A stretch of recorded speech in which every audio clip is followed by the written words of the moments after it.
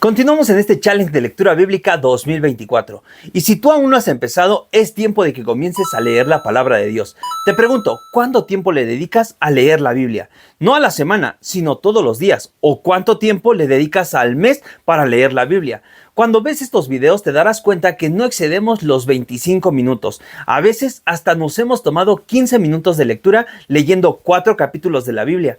Yo te invito a que seas parte de este challenge de lectura bíblica 2024 y que leas la Biblia junto conmigo. Si de repente te atrasas, no te preocupes, te puedes poner al corriente. Y si ya no puedes ponerte al corriente, te invito a que comiences el día de hoy y que no te regreses, que simplemente inicies leyendo la Biblia. La versión que yo estoy utilizando es la Reina Valera versión contemporánea. Si no la tienes, descárgala en tu celular o bien ocupa la que tienes en casa. Ahora sí, toma tus lápices, toma tus colores si te gusta subrayar o escribir y comencemos con este desafío. Estamos leyendo el primer libro del profeta Samuel. ¿Lo recuerdas? Tiene historias bastante interesantes, así que comencemos con el desafío de este día.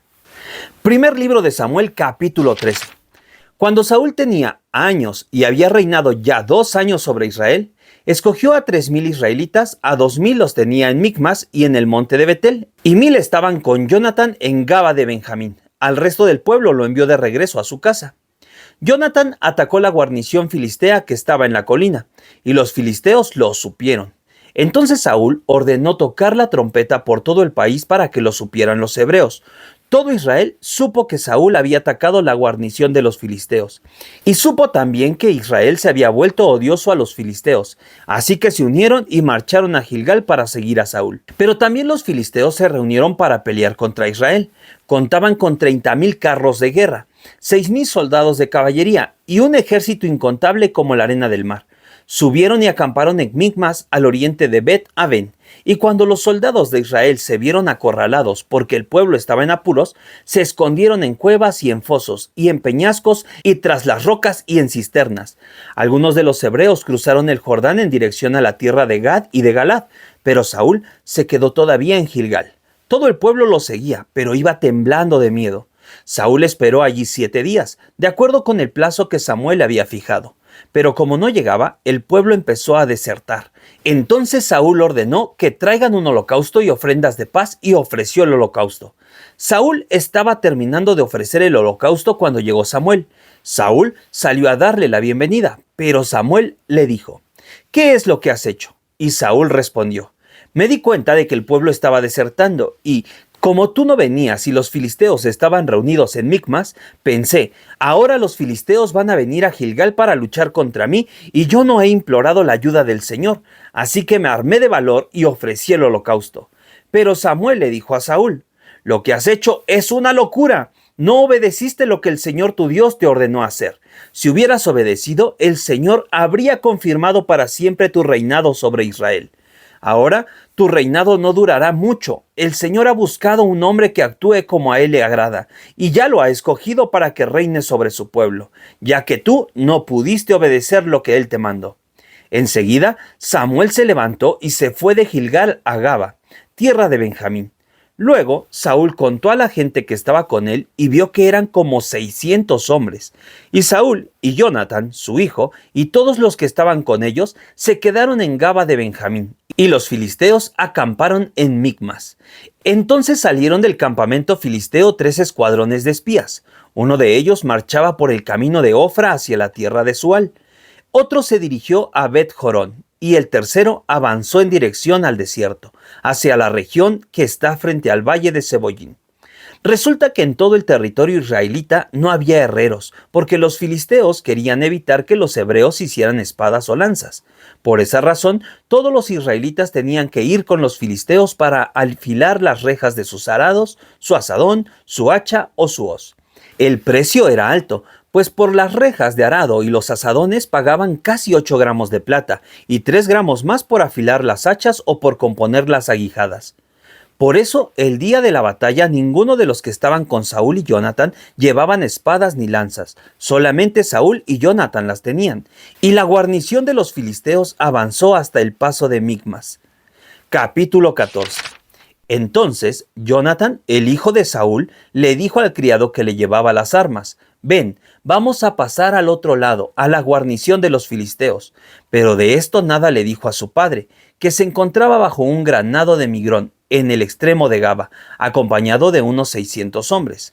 El efod lo llevaba Ahías, hijo de Ahitob, que era hermano de Icabob, hijo de Fines, el hijo de Elí, sacerdote del Señor en Silo.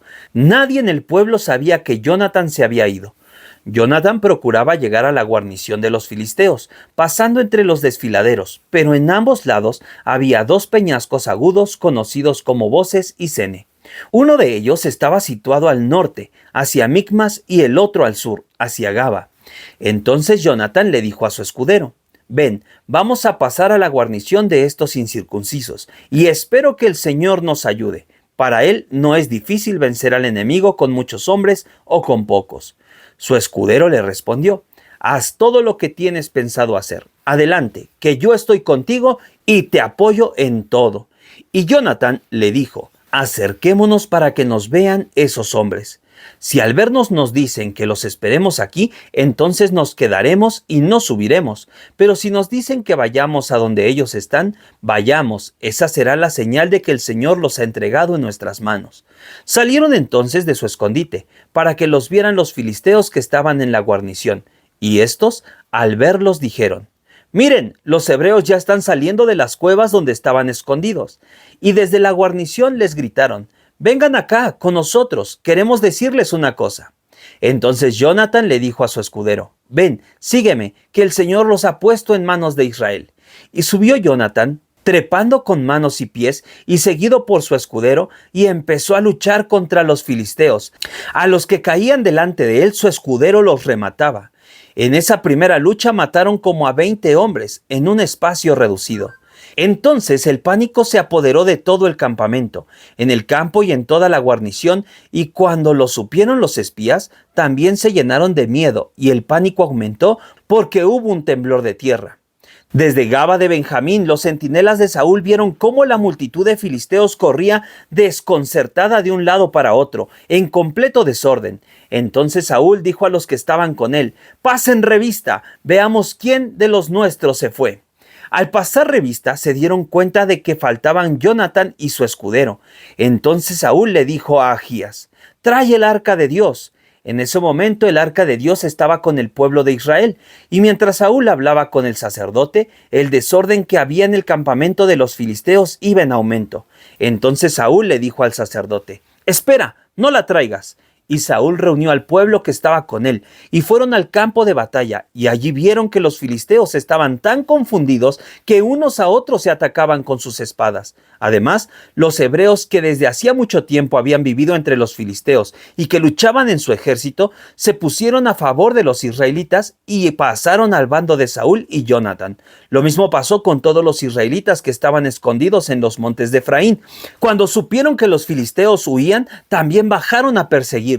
La batalla llegó hasta Bet-Aven, y así salvó el Señor al pueblo de Israel. Ese día los israelitas se vieron en aprietos, pues tenían mucha hambre, porque Saúl había hecho jurar al pueblo que no comerían en todo el día hasta que hubieran vengado de sus enemigos. Cualquiera que desobedeciera quedaría bajo maldición. En cierto momento, el ejército israelita llegó a un bosque en el que había tanta miel que parecía brotar del suelo. Al entrar en él, vieron cómo la miel escurría de los árboles, pero nadie extendió la mano para probar la miel, por temor a la maldición. Sin embargo, como Jonathan no había oído a su padre poner bajo juramento al pueblo, alargó la punta de una vara que tenía en la mano, la remojó en un panal de miel y se la llevó a la boca, con lo que recobró el ánimo. Pero uno de los soldados le dijo: tu padre nos hizo jurar solemnemente cuando dijo: maldito sea todo el que hoy tome alimento. Por eso el pueblo desfallece de hambre.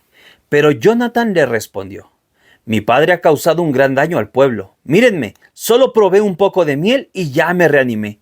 ¿Qué habría pasado si el pueblo hubiera tenido libertad de comer del botín arrebatado al enemigo? El estrago entre los filisteos hubiera sido mayor. Ese día los filisteos fueron heridos de muerte desde Micmas hasta Ayalón, pero el pueblo estaba muy cansado. Así que se lanzó sobre el botín y tomaron ovejas, vacas y becerros, y los degollaron y los comieron con sangre y todo. Pero alguien dio aviso a Saúl y le dijo: el pueblo ha ofendido al Señor porque está comiendo la carne con sangre y todo. Entonces Saúl les dijo: todos ustedes son unos pecadores, rueden esa piedra grande y pónganla aquí. Luego les dijo: sepárense y mézclense entre el pueblo y díganles que cada uno me traiga sus vacas o sus ovejas, para que las degüellen y puedan comer carne sin sangre, y así no ofendan al Señor.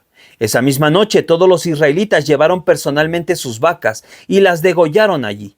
Saúl, por su parte, construyó allí su primer altar al Señor y dijo: esta misma noche y hasta el amanecer vamos a atacar a los filisteos. Les quitaremos todo lo que tienen y no dejaremos con vida a ninguno de ellos. Sus hombres le dijeron: haz todo lo que te parezca mejor. El sacerdote les dijo: antes consultemos a Dios. Entonces Saúl consultó al Señor: ¿debo perseguir a los filisteos? ¿Le darás la victoria a tu pueblo Israel? El Señor no le dijo nada ese día. Así que Saúl llamó a los jefes del pueblo y les preguntó: díganme quién ha pecado hoy y cuál ha sido su maldad, porque juro por el Señor, el Salvador de su pueblo Israel, que el culpable morirá, aun si el culpable es mi hijo Jonatán. Y como todo su ejército permaneció callado, Saúl ordenó: ustedes quédense de un lado, y mi hijo Jonatán y yo nos pondremos del otro lado. Y ellos respondieron: haz lo que te parezca mejor. Entonces Saúl le dijo al Señor: concédenos un sorteo perfecto. Como la suerte cayó sobre Jonatán y Saúl, y el pueblo quedó libre, Saúl dijo: ahora echen la suerte entre mi hijo Jonatán y yo. Como la suerte cayó sobre Jonatán, Saúl le preguntó: confiésame qué es lo que has hecho. Y Jonatán le dijo: es verdad que comí un poco de miel, la cual tomé con la punta de la vara que traía en la mano. ¿Y por eso tengo que morir? Y Saúl respondió: que Dios me añada mayor castigo si no cumplo mi promesa, hijo mío, tienes que morir. Entonces el pueblo le dijo a Saúl: ¿tiene que morir tu hijo Jonatán cuando ha sido él quien salvó al pueblo de Israel? De ninguna manera. Juramos por el Señor que ni uno solo de sus cabellos caerá a tierra. Lo que hizo hoy lo hizo de acuerdo al plan de Dios. De esta manera el pueblo de Israel impidió la muerte de Jonatán, y como Saúl dejó de perseguir a los filisteos, estos se fueron a sus tierras.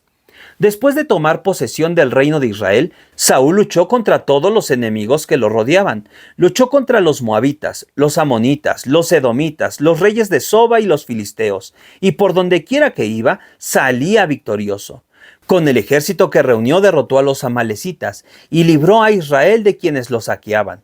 Saúl tuvo 5 hijos. Los varones fueron Jonatán, Isbi y Malquisúa. Las mujeres fueron Merab, la mayor, y Mical, la menor. La mujer de Saúl se llamaba Ahinoam y era hija de Ahimás.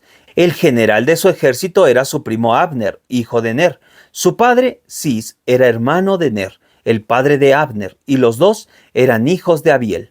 Mientras Saúl fue rey, la guerra contra los filisteos fue encarnizada. Por eso todos los hombres valientes y aptos para la guerra pasaban a formar parte de su ejército. Capítulo 15. Tiempo después, Samuel le dijo a Saúl: el Señor me ha enviado a ungirte como rey de Israel, su pueblo. Por lo tanto, debes prestar atención a lo que el Señor te ordene. Así ha dicho el Señor de los ejércitos: voy a castigar a Amelac por el mal que les hizo a los israelitas cuando los atacó al salir de Egipto y les impidió que siguieran su camino. Así que ve y mata a los amalecitas, destruye todo lo que tienen. No les tengas compasión a sus hombres ni a sus mujeres, ni siquiera a sus niños de pecho, ni a sus vacas, ovejas, camellos y asnos. Saúl ordenó que el pueblo se reuniera y en Telayín les pasó revista. Eran 200,000 soldados de infantería y 10,000 hombres de Judá. Luego fue a la ciudad de Amelec y puso una emboscada en el valle. Pero antes de la batalla mandó que les dijeran a los kenitas: ustedes fueron compasivos con los israelitas cuando ellos venían de Egipto, así que apártense de los amalecitas, huyan para que no los destruya a ustedes lo mismo que a ellos. Y los kenitas salieron de la ciudad de los amalecitas. Entonces Saúl lanzó todo su ejército sobre los amalecitas y los derrotó. Los persiguió desde Jávila hasta Shur, al oriente de Egipto. y mató a filo de espada a todo el pueblo, aunque dejó con vida a Agag, el rey de Amalec.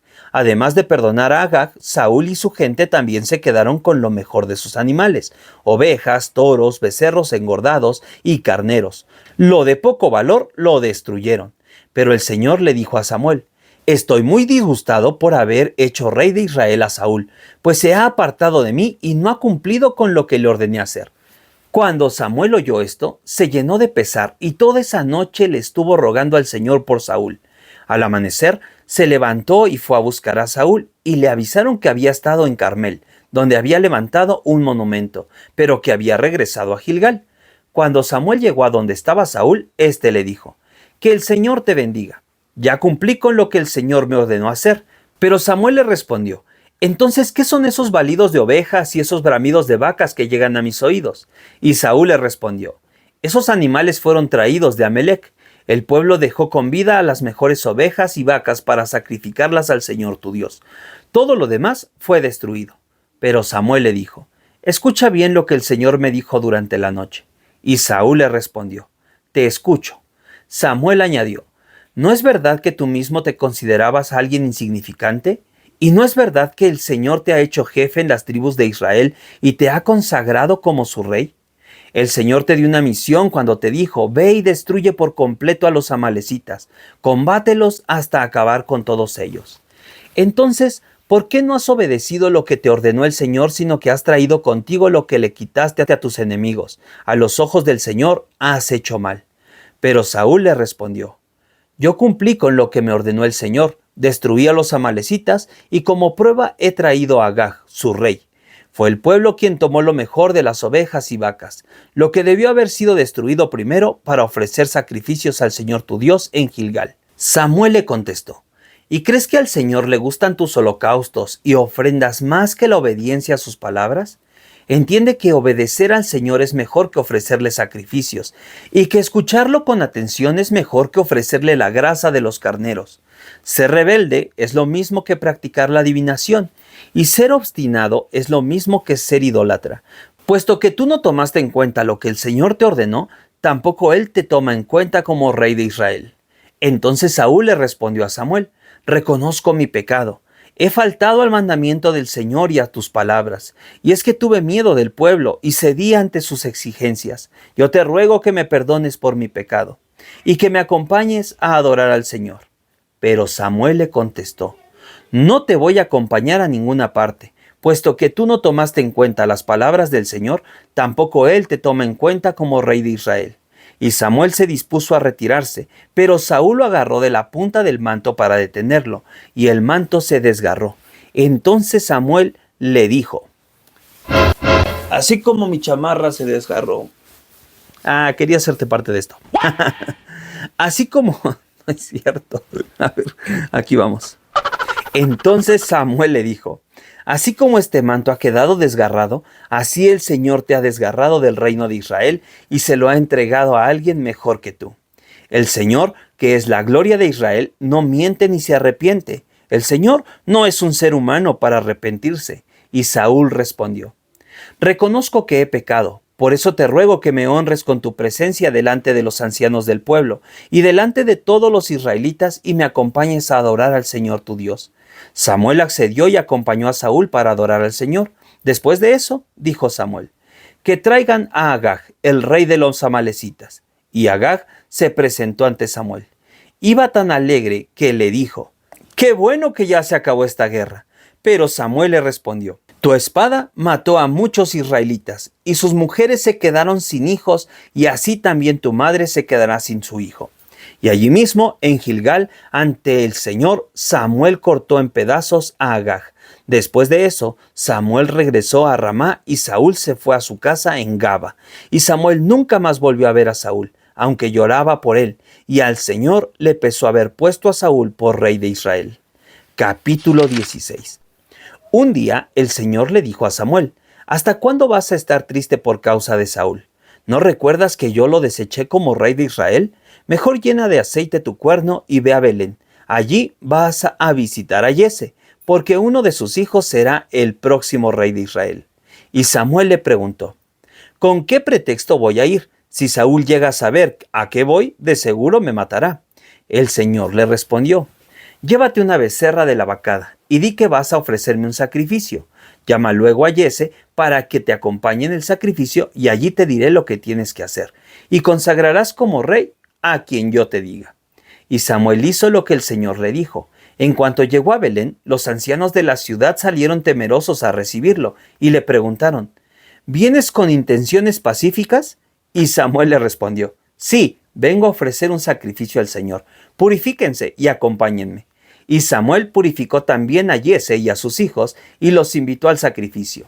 Y cuando todos estuvieron reunidos, Samuel vio a Eliab y pensó: seguramente este es el que Dios ha escogido. Pero el Señor le dijo: no te dejes llevar por su apariencia ni por su estatura, porque este no es mi elegido. Yo soy el Señor y veo más allá de lo que el hombre ve.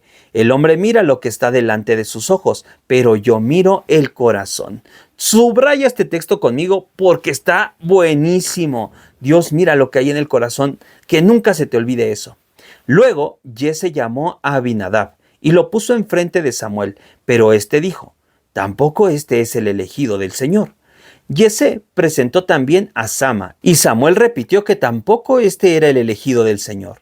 Jesse le presentó a 7 de sus hijos, pero Samuel le dijo que el Señor no había elegido a ninguno de ellos. Y él le preguntó: ¿estos son todos tus hijos?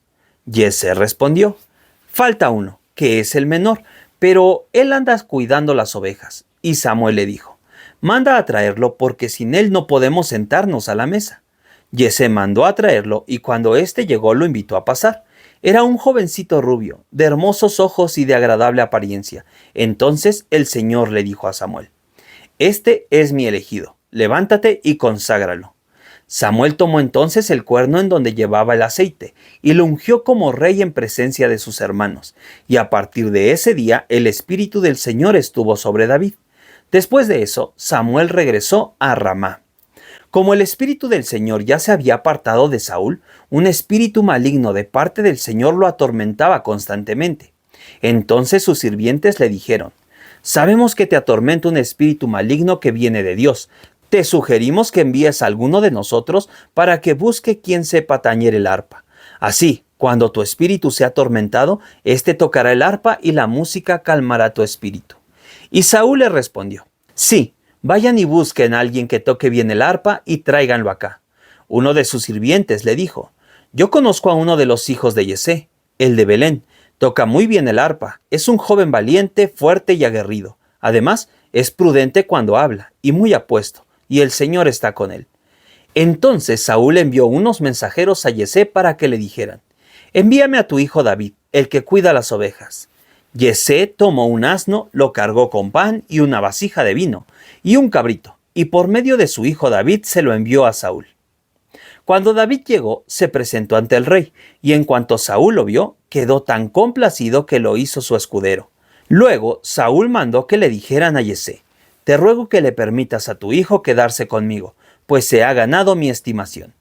Y cuando el espíritu maligno venía de parte de Dios y atormentaba a Saúl, David tomaba el arpa y la tocaba.